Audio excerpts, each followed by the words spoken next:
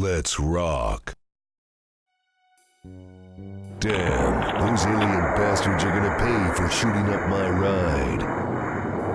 So we are doing developer commentary of episode 5. It's hard to believe, but after 20 years, Alan Blum and Richard Levelord Gray have come back to build all new content for Duke Nukem 3D using a lot in pretty much the original tools. Now the engine is upgraded.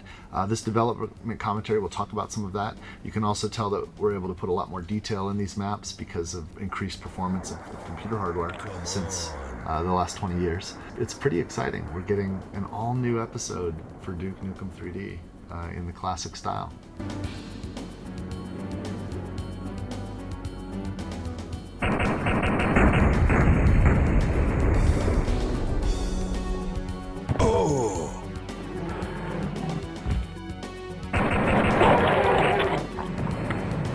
Nintendo 64 version of Duke 3D, they had all the source, and they went in and messed with the maps a little bit. They took the automobile you made in Pigsty, and they put it right there. So there's an automobile right here in Hollywood Holocaust in the N64 version of Duke 3D. Yeah, weird.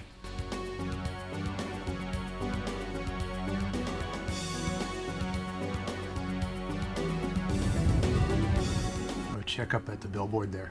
Highly relevant social commentary. People don't even know that. Pop culture reference from 1995. O.J. Simpson. Cool.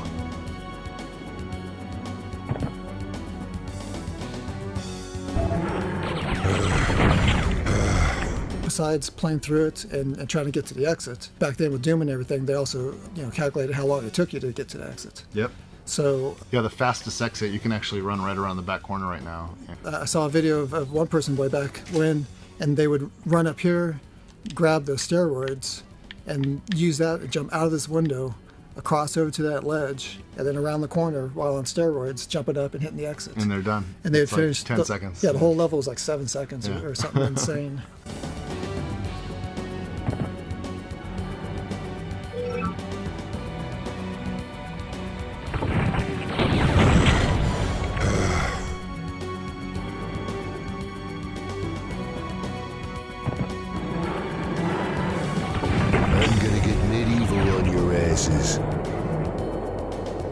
The Nintendo 64 version of Duke 3D, they had all the source. Who came up with this idea of bleach blonde biker bimbos? I don't remember. It feels very George. Yeah, it's probably George. I think this $1 million sign is from Blade Runner. There used to be a lot more stuff here. There used to be a bank across the street. There used to be a bridge going across the corner by the Innocent sign that went to a garage that you started at. Well, all that was reduced because if you stood in this corner, we had to get 20 FPS standing in the corner. DX266. Yeah, something like that. Yeah. 66 An Intel megahertz. DX266. Not even a Pentium. 20 frames a second, which is pretty slow. And we'd cheat. We'd go down to 15. Yeah. I think we allowed you to shrink the window down too, so you're actually rendering less, and then you can get your frame rate up if you're on a worse machine. That's funny because if you bring up the console there, we actually got rid of 8 pixels off the top of the screen. That's just black because that gave us a couple frames.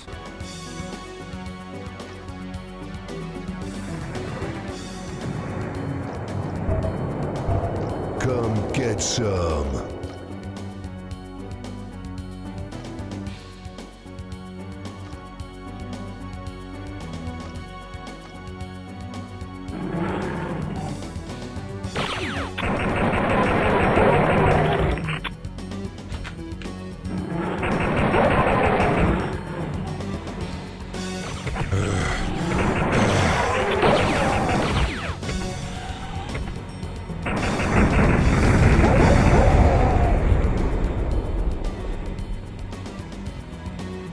I don't have time to play with myself. It's true. And you get to Holoduke. So you can play with yourself. You can play with yourself. Don't have time to What do play you with know? myself. Don't have time to play with myself. What was the switch inside there? I don't remember that. You use the arcade machine Yeah, that's in case you accidentally got closed in. Yeah. It's a way out. What kind of idiot would do that? Yeah, we didn't have QA back then either, so we had to figure that out the hard way. We play tested more than anything. That's the one thing about this game is we play tested just constantly, every single day. Yeah. Notice the sectors rotating on the floor. Those aren't lights being emitted by that. Those are sectors that he's spinning around. They're actually doors. The rotating doors. Yeah, put out a pivot point and then tag the sector and watch it go.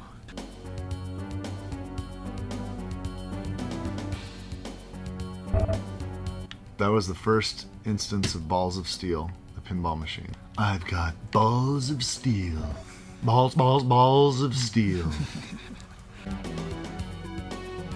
Yeah, everything we did was pretty hacky. We didn't have Unreal tech that we have now with tons of features and tons of variables, and it was pretty hacky to have the C9 sprite that you shoot, shrunk it down, and that was a way to tag it, saying make this invisible and do explosions based off something else. What one designer calls hacky, another designer calls genius. I think in game design, everything a designer does is a hack. Yeah. Until a coder gets tired of it and makes it a feature.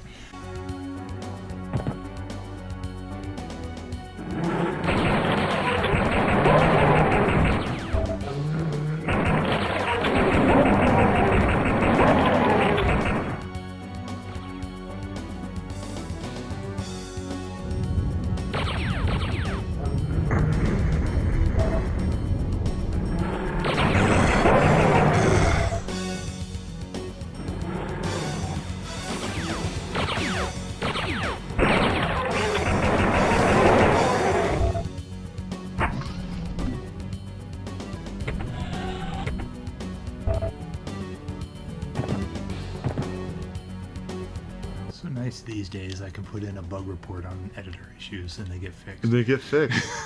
Yeah. In fact, they yell at me if I don't report them. Yeah. Like, why are you living with this? The future. There's up to 8 players, and the order, the spot that player 1 would spawn in was whichever was the first sprite dropped. Right. But every time you saved it, it would reverse.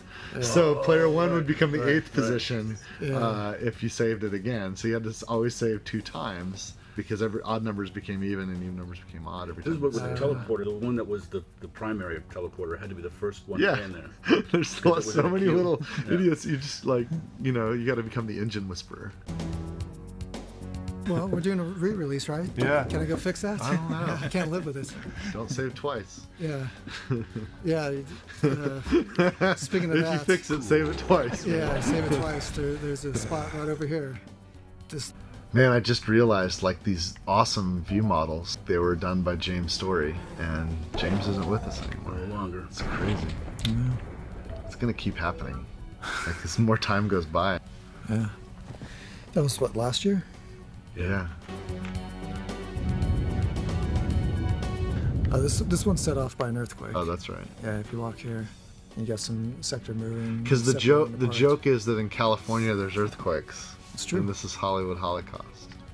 There are earthquakes. We just had a massive earthquake in LA when this game was being worked on, and I think that's why that was such a prevalent. Yeah. It was on everyone's mind. The Northridge quake was 6.9 on the Richter scale, wrecked a lot of stuff, destroyed all the freeways, and I think that was in the news. So it's probably why it did it. Is that the default wall texture down there? It is, isn't it? Which one? This one? No, I think that's not. Is that default? I don't know. No, the default was a longer, browner brick. Yeah, we use that one all over the place.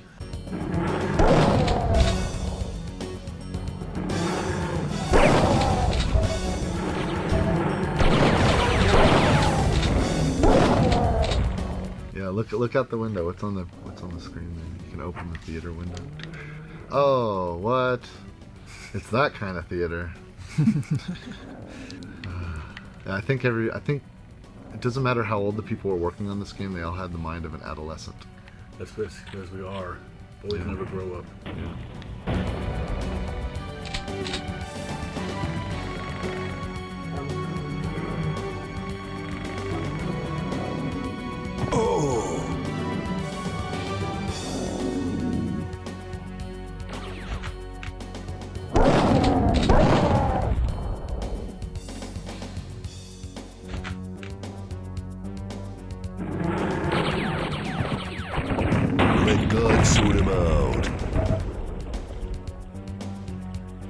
Oh, we're in the bathroom. Yeah, look at that sweet This is going to be mirror. a trigger. And See, and you can jump, and it would actually just mirror everything. yeah, no mirrors in Doom, so yeah, you What? never saw yourself.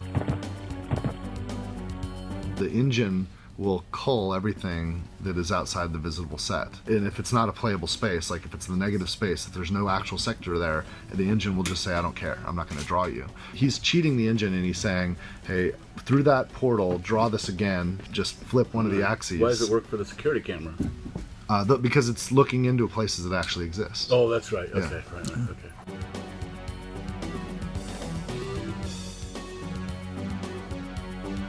Damn, I'm looking good.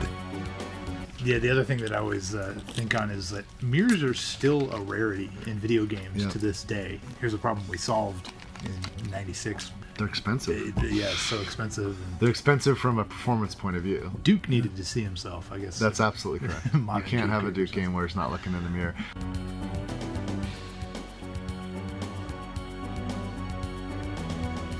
And I think if you use the mirror, hey, I'm looking good. Damn, I'm looking good. And I think if you use the mirror, hey, I'm looking good. Phone number over There it the, is. the toilet. 8675309.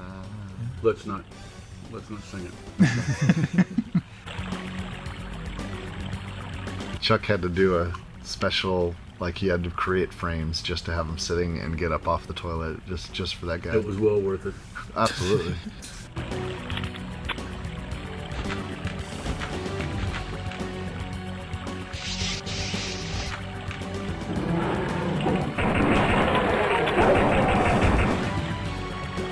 the George approach to design. He'd be playing through a level like this, and he'd say something like that. Wouldn't it be funny if you opened this and there was an alien sitting on it? And Yeah. He would do that all the time. Yeah.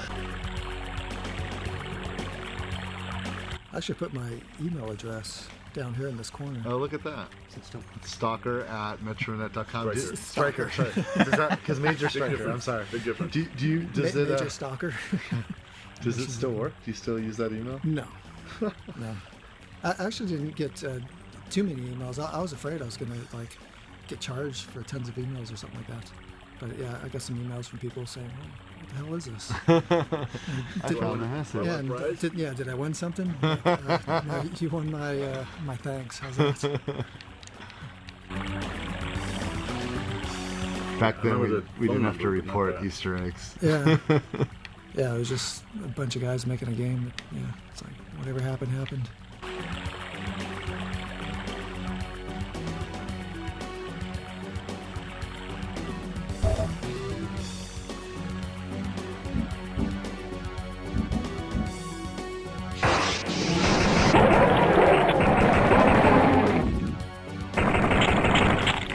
Damn it.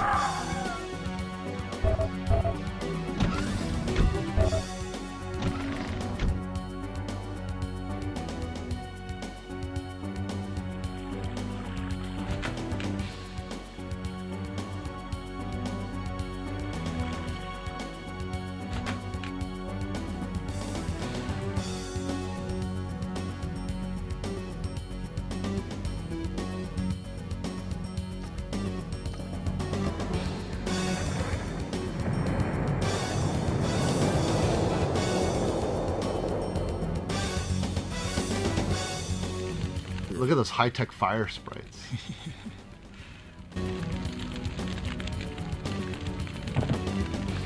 The Pyromania CD, I think, was like the bread and Yeah, butter of yeah. effects artists back then. There was this library of all these fire effects called the Pyromania, And they look so good, You too. can just buy the disc, and you have a license to use all those effects. Yeah, I still get a kick when I see a movie these days using see it. an effect off of Use that it, CD.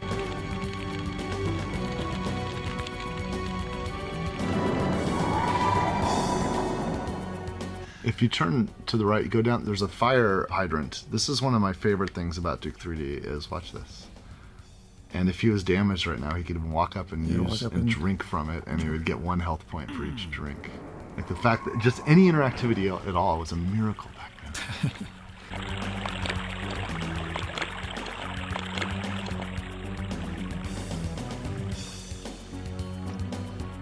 This Yeah. was, I think, your intended critical path for users that didn't find the secret of the rocket launcher, because you can open those doors and go in the back door. Yeah.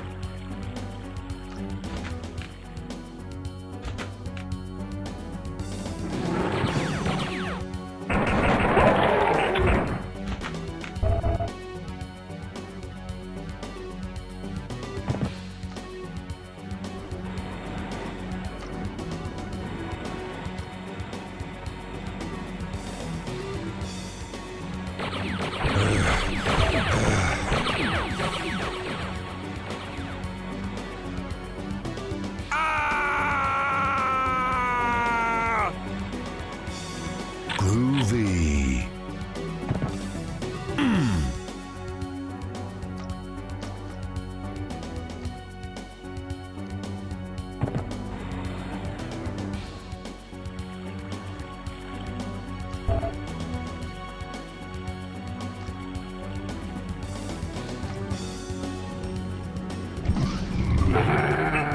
I'm gonna get medieval on your asses.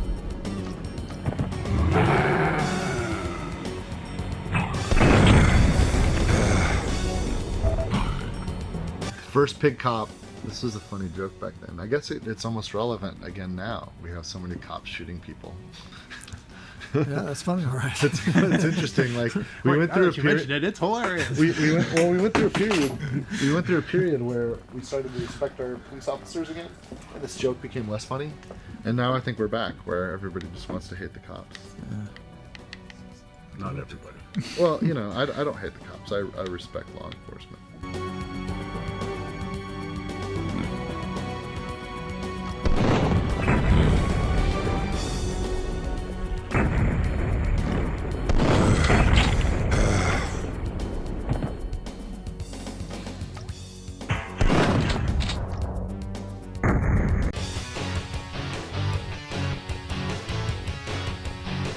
Rockin'.